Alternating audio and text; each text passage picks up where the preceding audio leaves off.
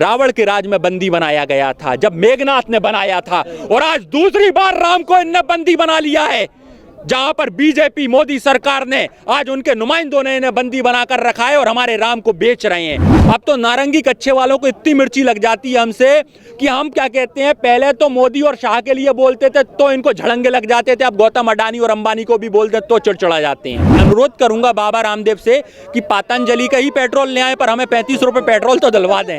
हुकूमत इस कदर हम पे एहसान करती है कि एक और आंखें छीन लेती है, दूसरी ओर चश्मे दान करती है। ये दोगली नीतियां बंद कर दें, क्योंकि अगर इस भीड़ ने जवाब दिया तो सरकार गिर जाएगी।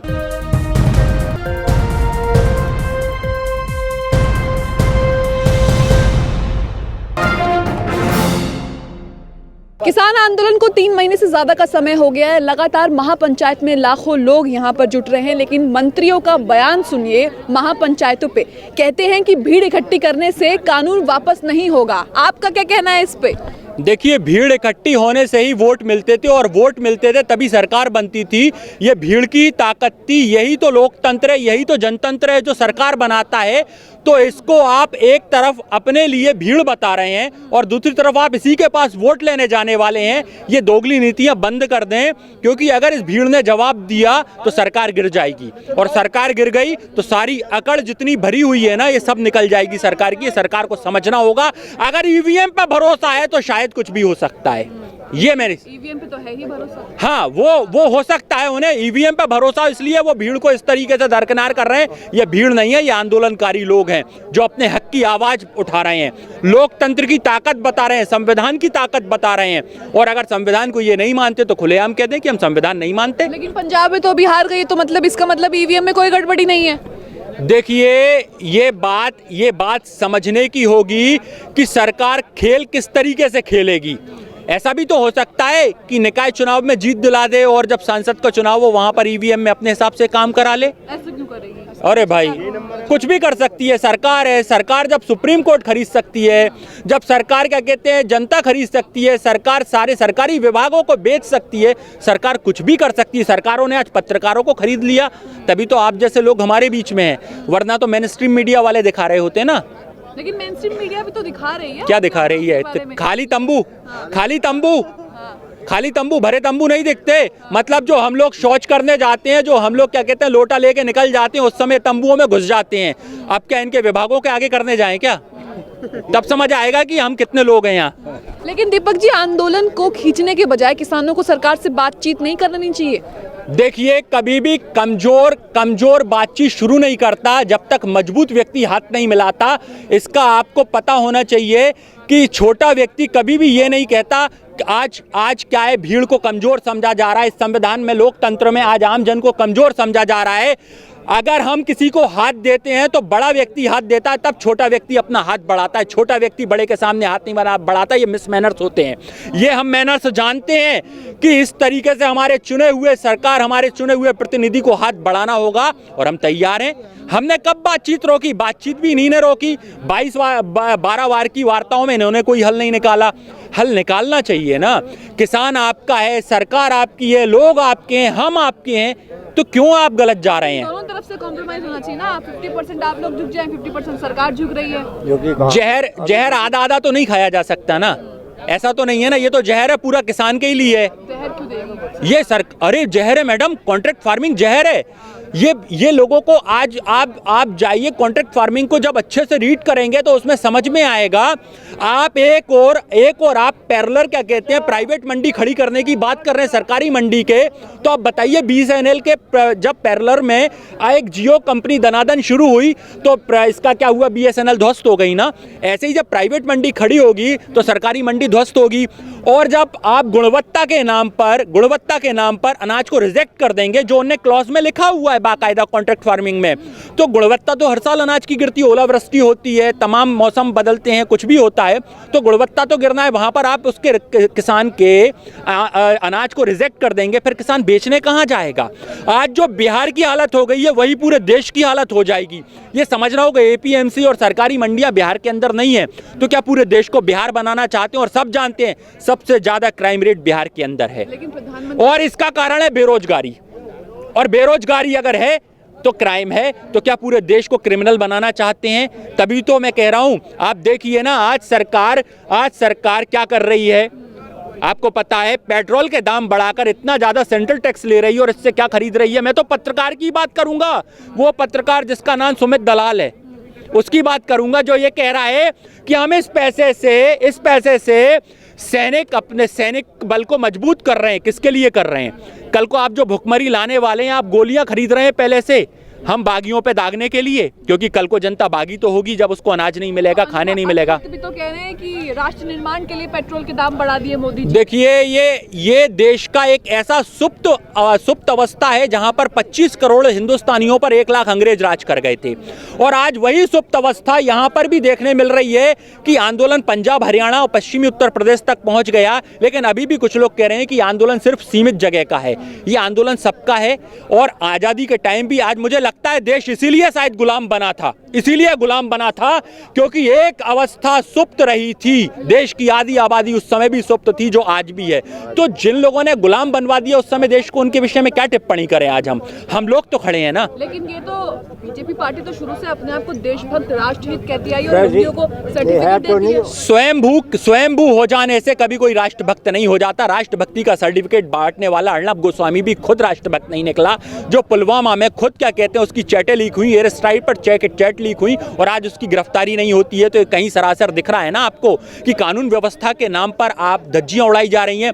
और आप तो देखिए कि लोग धर्म की बात करते हैं, मैं तो करना नहीं चाहता, लेकिन कहना पड़ेगा कि आज धर्म के नाम पर आप बांटने की बात करते हो, जात के नाम पर बांटने की बात करते हो। अरे भाई, यही राम को एक बार रावण के राज में बंदी बनाया गया था, जब मेघनाथ ने बनाया था, और आज दूसरी बार राम को इनने बंदी बना लिया है, जहां पर बीजेपी मोदी सरकार ने आज उनके नुमाइंदों ने इन्हें बंदी बनाकर रखा है और हमारे राम को बेच रहे हैं। किसी को 1000 रुपए में, किसी को लाख रुपए में, पर बेच रहे हैं राम को। राम धर्म धारण करने की चीज है। अभी तो यही देख के वोट देती है, इसलिए बेचते हैं। मैं फिर कह रहा हूं ना कि अगर राम की बात करते हो तो राम के राज के लोकतंत्र को लेकर आओ और खड़ा करो अंतिम पंक्ति के व्यक्ति को प्रधानमंत्री से सवाल करने के लिए। राम तो वंशानुगत राम थे, राजा राम थे। जब उनके यहाँ पे लोकतंत्र इतना जबरदस्त हो सकता था कि अंतिम पंक्ति का व्यक्ति भी खड़ा होकर निजी जिंदगी में दखल दे सकता था, तो हम अपने चुने हुए नेताओं से, जिन्हें वोट दिया, उनसे सवाल क्यों नहीं कर सकते, या हमसे क्यों छीन लिया? हम फिर कह रहे हैं, आप रोकिए ना, पेंशन रोकिए ना, आप अपनी तनख्वाहें रोकिए ना। सेवा निःशुल्क होती है, ये समझना होगा। सेवा को निःशुल्क भाव से किया जाता है। आज जो लोग दान करते हैं, जो लोग भोजन खिलाते हैं, अगर उसके बदले वो पैसा मांगने लगे तो ये व्यापार हो जाएगा। तो खुले मन से कहिए, मोदी जी आप व्यापार कर रहे हैं देश के साथ, क्योंकि आपने कहा था मैं चाय बेचता हूं। मोदी जी तो देश हित में काम कर रहे हैं, आप लोग नहीं समझ पा रहे हो। मोदी जी बिल्कुल क्या कहते हैं, उन देशी लोगों के लिए काम कर रहे हैं। शायद उन्हीं 2 लोगों का फायदा पहुंचाने को वो देश हित समझ रहे हैं, अंबानी और अडानी। अब तो नारंगी कच्चे वालों को इतनी मिर्ची लग जाती है हमसे कि हम क्या कहते हैं, पहले तो मोदी और शाह के लिए बोलते थे तो इनको झड़ंगे लग जाते थे, अब गौतम अडानी और अंबानी को भी बोलते तो चिड़चिड़ा जाते हैं। क्या करूं ऐसे लोगों का? कुछ नहीं हो सकता। तभी मैं बार बार कहता हूं, देखिए अभी योगी सरकार कह रही है हम पानी देने वाले हैं, फलाना कह रहा है हम ये करने वाले हैं। भाई, जब आप कानून ले आए हो और कल कॉन्ट्रैक्ट फार्मिंग में किसान गुलाम हो जाएगा तो आपके पानी की पोल तो वैसे ही खुल गई। किसको पानी दे रहे हो आप? कॉर्पोरेट को पानी दोगे, ये हमें थोड़ी दे रहे हो। हमारे रहते तो पहले कभी आपने ये चीजें ऐसी नहीं बताई हमें करके। आपने क्या कहते हैं, पराली पर बातें करी। इसलिए मैं कह रहा हूं, तब यहां पर एक शेर निकलता है जो बड़ाई सरकार को आईना दिखाने का काम करता है कि हुकूमत इस कदर हम पर एहसान करती है, हुकूमत इस कदर हम पे एहसान करती है कि एक और आंखें छीन लेती है, दूसरी ओर चश्मे दान करती है, दूसरी ओर चश्मे दान करती है।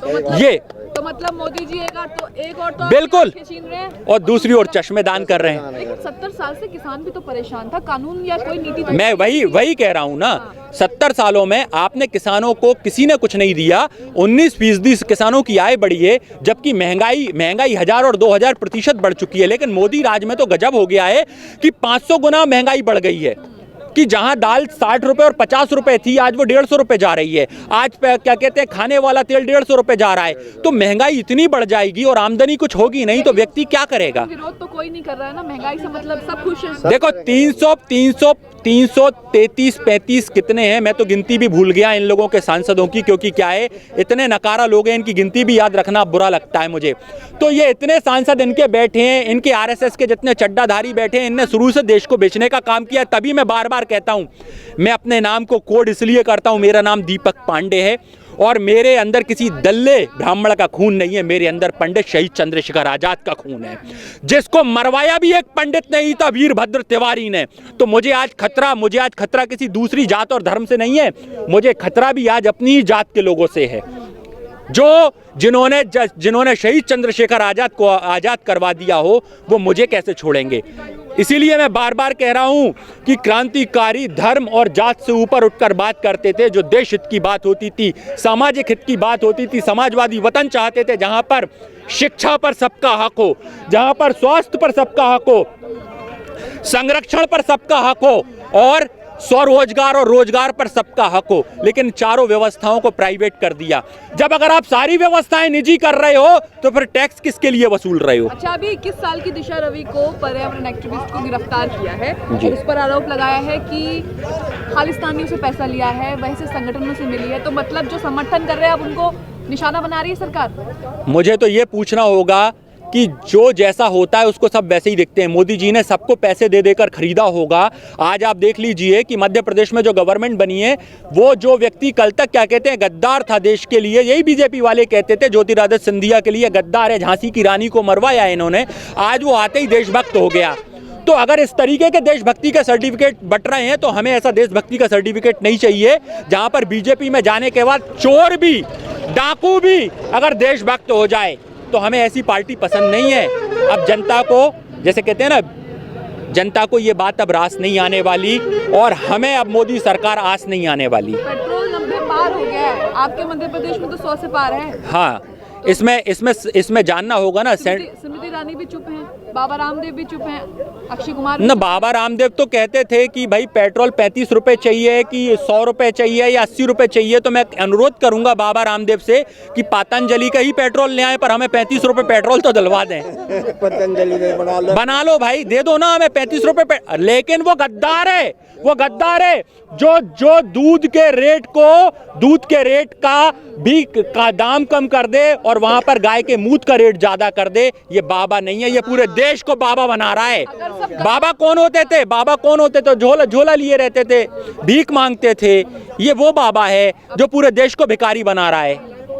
सब गद्दार हैं तो देशभक्त कौन है? देशभक्त हम हैं जो इस आंदोलन में जुड़े हैं, क्योंकि क्रांति से ही देश को आजादी मिली थी, आंदोलन से ही देश को आजादी मिली थी।